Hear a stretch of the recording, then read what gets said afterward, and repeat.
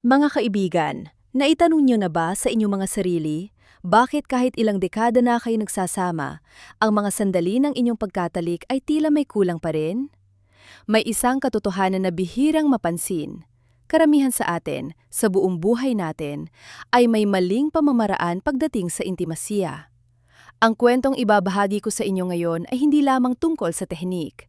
Ito ay tungkol sa pinakamalalim na koneksyon sa inyong kabiyak. Isang mahalagang katotohanan na madalas nalilimutan dahil sa hiya at katahimikan ng ating kulturang Asyano. Dahil sa katahimikang ito, hindi natin namamalaya na nawawala na pala ang mga pinakamahalagang sandali ng pag-uunawaan at pagkakaisa. Ako po si Dr. Ana Reyes, isang espesyalista na naglaan ng mahigit 20 taon sa pag-aaral ng kalusugang sexual at pagpapayo sa mga mag-asawa. Sa aking paglalakbay, ang labis na ikinagulat ko ay hindi ang mga sakit, kundi ang katotohanan na karamihan ay hindi alam ang mga pangunahing prinsipyo ng paghaplos. Madalas tayo nagmamadaling magtayo ng pader, pero nakakalimutan nating patibayin ang pundasyon ng ating tahanan. Iyan ang dahilan kung bakit maraming relasyon, kahit tumagal pa ng maraming taon, ay tila mabuhay pa rin. Ang mensaheng nais kong iparating ngayon ay simple lang. Ang pinakamatamis na intimasya ay hindi nagsisimula sa galing, kundi sa pag-unawa.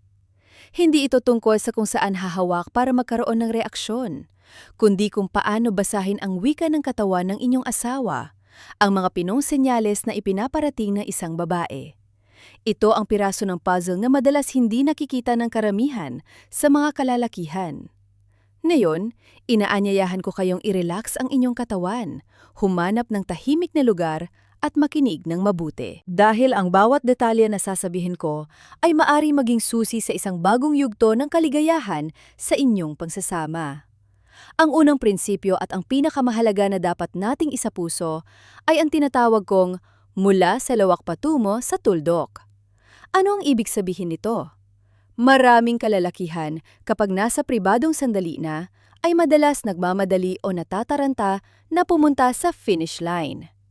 Nakatuon sila sa dulo at nakakalimutan na para sa mga kababaihan, ang paglalakbay patungo doon ang pinakamahalaga. Ang katawan ng babae ay hindi parang switch ng ilaw na basta na lang bubukas. Isipin ninyo ang isang napakalamig na araw. Kung bigla ninyong ilulubog ang kamay sa mainit na tubig, masakit ito at hindi nakakaginhawa. Pero kung magsisimula sa maligamgam at dahan-dahang iinit, ang init ay aabot sa bawat himaymay ng katawan at magbibigay ng tunay na ginhawa. Ganyan din ang katawan ng babae. Ang biglaang paghawak sa mga sensitibong parte ay maari magdulot ng pagkagulat o pag-urong. Sa halip, ang dahan-dahan at patong-patong na paglapit ang magdadala ng tunay na sarap at pagkakakonekta. Paano natin ito gagawin? Iturin ninyo ang katawan ng inyong asawa na parang isang mahalagang instrumento. Kapag tumutugtog ng piano, hindi ito basta-basta pinupukpok. Ito ay pinaghalo-halong tunog para makabuo ng magandang musika. Magsimula tayo sa lawak o ang malalawak na parte ng katawan. Sa halip na dumiretso sa mga pribadong bahagi, gamitin ang buong palad para haplusin at imasahe ang kanyang likod. Magsimula sa balikat kung saan nakapatong ang bigat ng mga gawain sa araw-araw at dumausdos pababa sa gulugod hanggang sa baywang. Ang bigat ng haplos ay mahalaga. Hindi masyadong madiin para hindi masakit, pero hindi rin sobrang gaan para hindi nakakakiliti. Isipin ninyo na ang inyong kamay ay parang tubig na umaagos. Mabigat ng konti, pero yakap ang kurba ng katawan. Ang simpleng masahe na ito ay nagpapadala ng senyales sa utak ng babae na, ligtas ako, minamahal ako. Makikita ninyong bababa ang kanyang balikat at magiging mas malalim ang kanyang paghinga. Iyan ang unang senyales ng koneksyon. Sunod, pumunta tayo sa guhit. Ito ang mga braso at lalo na ang mga binti. Ang panloob na bahagi ng hita ay napakasensitibo, pero hindi pa ito ang destinasyon. Ito ay ang hangganan. Gamitin ang mga dulo ng daliri para dumaplis mula tuhod paakyat sa hita at pabalik pababa. Kapag paakyat, gawing mabagal na parang nag-iimbestiga. Kapag pababa, pwedeng bilisan ng konti. Ang pabago-bagong galaw na ito ay gigising sa mga natutulog na ugat. Huwag kalimutan ng tiyan, ang sentro ng emosyon ng mga babae. Gamitin ang palad para umikot sa paligid ng pusod, palaki ng palaki ang bilog, tapos paliit ulit. Ang kilos na ito ay nagpapakita na pinapahalagahan ninyo ang buong pagkatao niya, hindi lang ang ilang parte. Marahil ay nagtatanong na kayo, kailan ba tayo pupunta sa main event? Ang pagmamadaling yan ang pinakamalaking hadlang. Tandaan, ayon sa pag-aaral, ang mga babae ay nangangailangan ng mas mahabang oras para mag-init at maging handa ang katawan sa pagtanggap ng ligaya. Ang prosesong ito mula lawak hanggang guhit ay ang pag-iipon ng enerhiya. Ang babaeng nabigyan ng sapat na panahon sa ganitong uri ng paglalambing ay mas mataas ang tsansang marating ang sukdulan ng ligaya at mas matindi ang mararamdaman kumpara sa pagmamadali. Kapag naasikaso na ang malalawak na bahagi, unti-unti nating paliitin ang focus papunta sa mas espesipikong guhit at tagahanda para sa tuldok. Ngayon, sa halip na buong palad, gamitin ang husay ng inyong mga daliri. Mula sa hita, dahan-dahang ilapit ang daliri sa singit. Pero paalala, huwag munang hawakan ang sentro. Umikot-ikot lang sa paligid, parang gumuguhit ng invisible na linya. Ang pagbibiti na ito ay magpapataas ng kanyang pananabik. Padaplis na hawakan ang ibabaw ng maselang bahagi na kasing gaan ng balahibo at huminto. Opo, huminto ng tuluyan. Ang biglaang pagtigil ay minsan mas malakas ang epekto kaysa sa tuloy-tuloy na galaw. Sa katahimikang iyon, siya ay mag-aabang sa susunod ninyong haplos. Ngayon, dahan-dahang ilapat ang daliri sa gilid ng maselang bahagi. Nasa guhit pa rin tayo. Haplusin ito mula itaas, pababa ng napakabagal. Sa una, napakagaan lang. Tapos, ulitin ng may kaunting diin. Ang unti-unting pagtaas ng diin ay tumutulong sa mga ugat na masanay at hindi mabigla. Ang pagkakamali ng marami ay ang pagmamadaling pumasok sa loob o direktang hawakan ang pinakasensitibong parte. Magtimpi po tayo. Kapag sapat na ang pag-ikot sa labas, iusad ang daliri sa panloob na bahagi. Ang balat dito ay mas sensitibo. Gamitin ang hintuturo at hinlalato para dahan-dahang dampian ito. Sa puntong ito, ang pinakamahalagang kasanayan ay hindi ang ginagawa ng kamay, kundi ang naririnig ng tainga at nakikita ng mata. Obserbahan ang kanyang reaksyon. Bumibilis ba ang kanyang hininga? O pinipigil ba niya ito? Ang katawan ba niya ay lumalapit sa inyong kamay o lumalayo? Ito ang mga sagot na walang salita. Kung siya ay umuurong, umatras din kayo ng kaunti, bumalik sa pagmasahe ng hita o tiyan para siya ay mag-relax. Hindi ito kabiguan, kundi pagrespeto sa ritmo ng kanyang katawan. Ang pakikiramdam na ito ang pinakamataas na antas ng teknik na hindi maituturo ng libro. At ngayon, pag-usapan natin ang pinakamahalagang tuldok, ang tinatawag na sentro ng ligaya, ang tinggil o clitoris. Alam ba ninyo na ang nakikita natin ay maliit na bahagi lang ng kabuuan nito?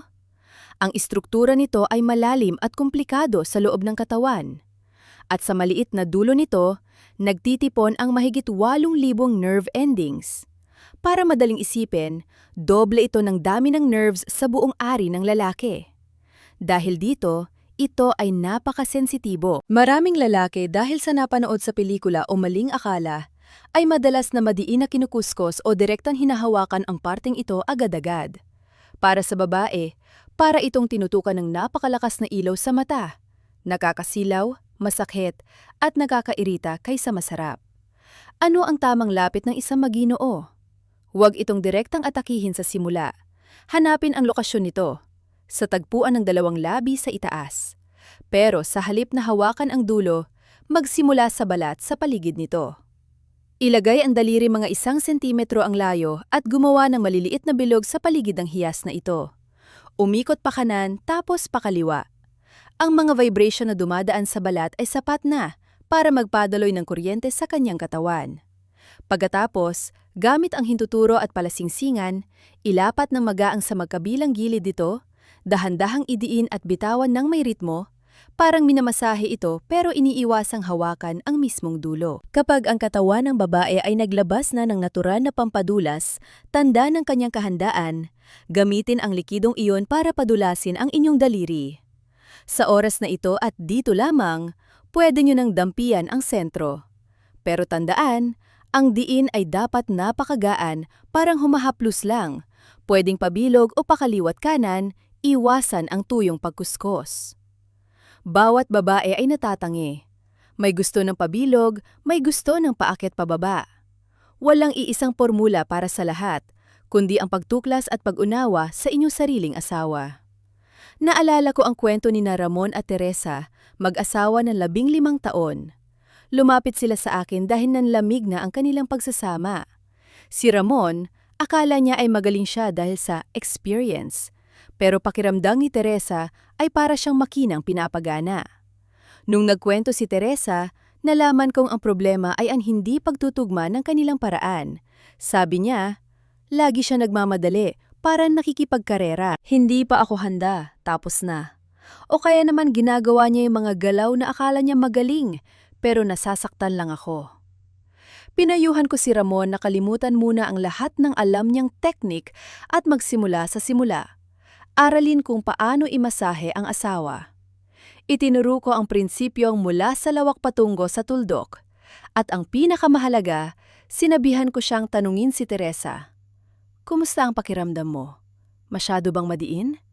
Gusto mo ba ng mabilis o mabagal? Ilang linggo ang lumipas, bumalik sila na may ngiti. Sabi ni Teresa, sa unang pagkakataon sa loob ng 15 taon, naramdaman kong pinahahalagahan ang katawan ko. Hindi kasangkapan, kundi isang yaman na inaalagaan. Sabi naman ni Ramon, nung nagdahan-dahan ako, mas naramdaman ko ang asawa ko. Ang koneksyon na yon ay mas masarap pa sa anumang panandaliang ligaya. Ang aral? Pwedeng pag-aralan ang teknik, pero ang puso at pasensya ang susi. Ang pakikinig, ang pinakamabisang pampagana. Sunod, pag-usapan natin ang isa pang mahalagang parte, ang panlabas at panloob na labi ng maselang bahagi. Marami ang nag-aakala na ito'y daanan lang, pero puno rin ito ng pakiramdam. Lalo na ang panloob na labi na manipis at maraming ugat. Ang tamang paghaplos dito ay nagdadala ng masarap na alon ng ligaya. Paano ito gawin? Simpleng tehnik ay ang pag-ipit ng bahagya sa labi gamit ang hintuturo at hinlalato, tapos haplusin pababa. Isipin ninyong humahaplos kayo ng malambot na seda? Huwag pisilin ng mariin. Pwede ring banatin ito ng bahagya palabas. Baguhin ang bilis. Minsan mabilis, minsan mabagal. Ang pagbabagong ito ay nagpapanatili ng interes ng kanyang katawan. Pwede rin ninyong pagsabayin ang galaw. Ang isang kamay ay nasa ibaba, ang isa naman ay humahaplos sa hita o tiyan. Ang sabay na sensasyon ay parang orkestra na nagkakalat ng sarap sa buong katawan. At uulitin ko, ang ritmo ay susi. Minsan huminto sandali, tapos ituloy sa ibang bilis. Ang bitin effect ay mabisang pampalasa. Ngayon dadako tayo sa isang paksang kontrobersyal pero kawili-wili, ang G-spot. Sa medisina, pinagdatalunan pa rin kung ito ba ay hiwalay na parte o bahagi lang ng klitoris na nasa loob.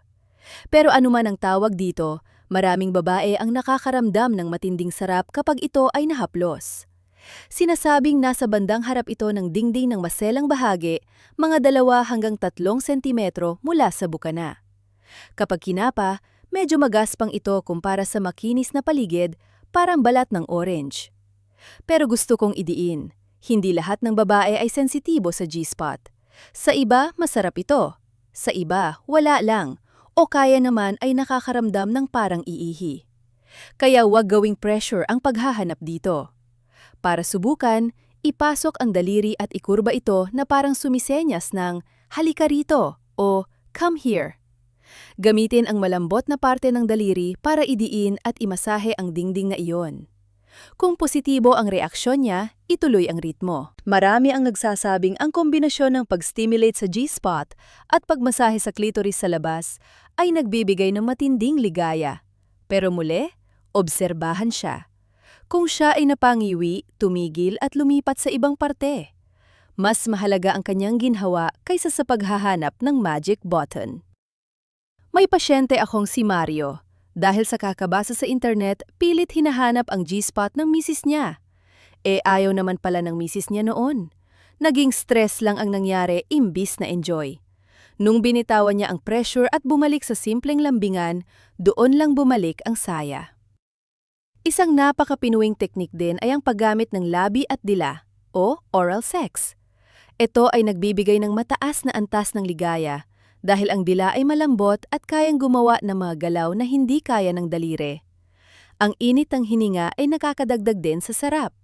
Bago magsimula, ang golden rule ay kalinisan. Dapat malinis ang parehong panig, hindi lang para sa kalusugan, kundi bilang respeto. Ang natural na amoy ay ayos lang, pero ang amoy ng hindi naghugas ay papatay sa romansa. Kapag nagsimula, huwag agad dumiretso sa sentro. Tandaan ang mula sa lawak patungo sa tuldok. Halikan muna ang hita, puson. Gamitin ang mainit na hininga bago dumikit ang labi. Kapag nasa maselang bahagi na, gumamit ng flat tongue o malapad na dila para dilaan ang buong paligid mula baba pataas. Mas masarap ang malawak na dampi kaysa sa pagtusok ng dulo ng dila. Kapag nasa hiyas o klitoris na, umikot muna sa paligid. Pwede ring gamitin ang dulo ng dila para gumawa ng maliliit na bilog o mabilis na galaw, parang pakpak ng paru-paro. May gusto ng medyo madiin, may gusto ng malambot. Subukan at pakiramdaman ang galaw ng kanyang hita. At huwag kalimutan ang mga labi. Ang marahan na paghigop sa hiyas ay nagbibigay ng kakaibang sensasyon. Pero mag-ingat, huwag humigop ng sobrang lakas.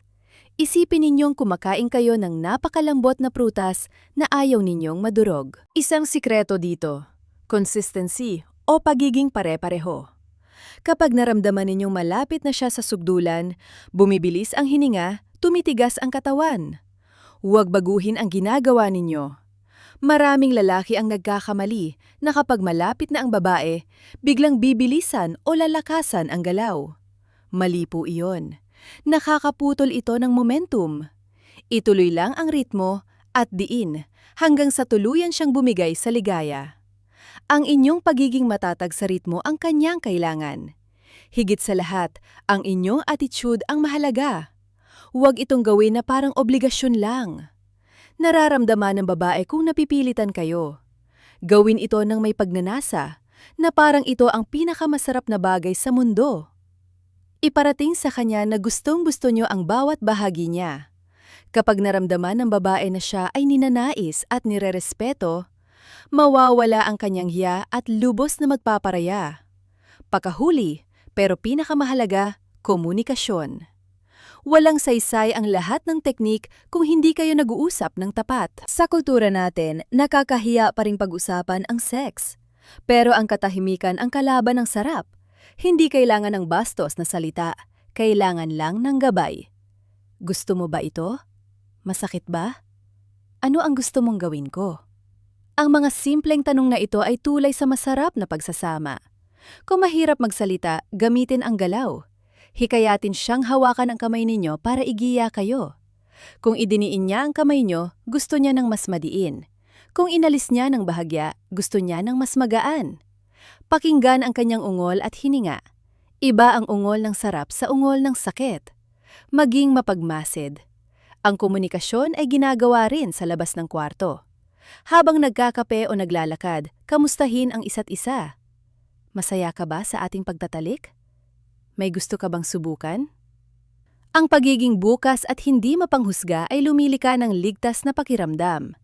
Mga kaibigan, napag-usapan nga natin ang teknik at isipan, na yun naman ay ang kapaligiran. Maraming mag-asawa kapag tumagal na ay, bahala na. Matanda na tayo, patayin na lang ang ilaw. Ang mga ito ay pumapatay sa romansa. Ang mga babae ay sensitibo sa paligid. Ang makalat na kwarto, nakakasilaw na ilaw o maingay na TV ay mga istorbo. Simulan sa ilaw. Palitan ng dim light o kandila. Ang liwanag ng kandila ay nakakapagpaganda at nakaka-relax. Ang amoy ay mahalaga rin. Isang patak ng essential oil o simpleng amoy ng malinis na punda ay malaking bagay. Ang musika ay nakakatulong din para punan ang katahimikan at pagsabayin ang tibok ng inyong puso. Siguraduhin ding komportable ang temperatura ng kwarto. Gawing santuaryo ng pag-ibig ang inyong silid, kung saan bawal pumasok ang problema sa trabaho o sa mga bata. Gusto ko ring balikan ang kalinisan, pero sa mas detalyadong paraan. Mga Ginoo, pakigupit at pakikinis ang inyong mga kuko. Ang isang gasgas mula sa kuko ay pwedeng magdulot ng sugat sa maselang bahagi ng babae at makakasira ng gabi. Ang mabalong hininga ay requirement. Kung nanigarilyo o kumain ng maamoy, maglinis muna bago lumapit kay misis. Ang respeto ay nasa maliliit na detalye. Sa huli, pag-usapan natin ang pagtanda. Sa edad na 40 pataas, nagbabago ang katawan. Ang mga babae ay nagme-menopause, bumababa ang estrogen kaya nagiging tuyo ang maselang bahagi. Hindi nakakahiya ang gumamit ng lubricant o pampadulas. Ito ay kaibigan natin. Gamitin ito bilang bahagi ng laro. Sa mga lalaki naman, kung may problema sa paninigas, huwag itago. Pag-usapan ninyo at magtulungan. Tandaan, ang sex sa ating edad ay hindi kailangang kasing bangis noon kabataan. Pwede itong mas mabagal, mas mahinahon, pero mas malalim at puno ng pagmamahal.